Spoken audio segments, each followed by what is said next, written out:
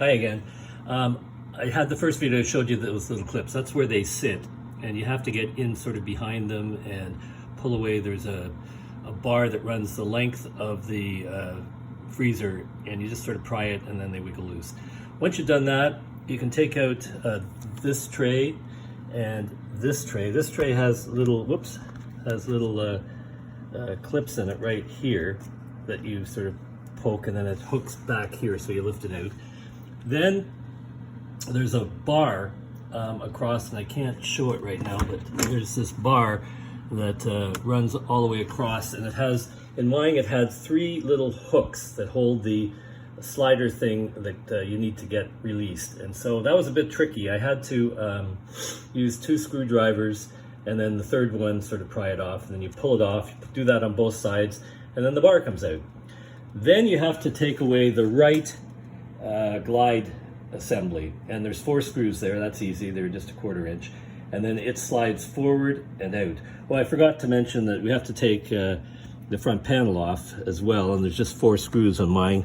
One there, one down there, I don't know if you can see it, and right there, and same on the other side. So 4 screws, so that just lifts off and you put that away somewhere. Once you got the bar off, then there's 4 screws in the top corners of the back panel. Now I took off, there's also 3 other screws that hold another assembly. I took them off.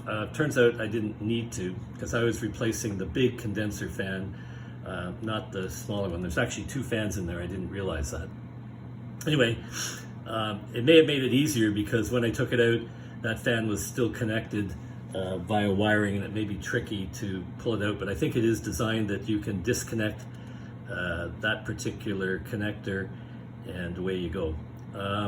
Then there are 2, once you get the plate, the back plate off, then there are 2 screws that are holding the condenser. You undo them, condenser slips out, put the condenser back in, reconnect it, 2 bolts, put the back together again with the 4 screws. Be careful, in my case, again, the little sensor in the top left-hand corner came off because of the way I did it, but if you do it the other way, it may not come off.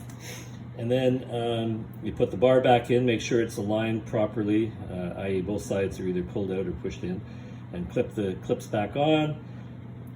Oh, before that, of course, you had to put the right side back in. It just slips in with the 4 screws.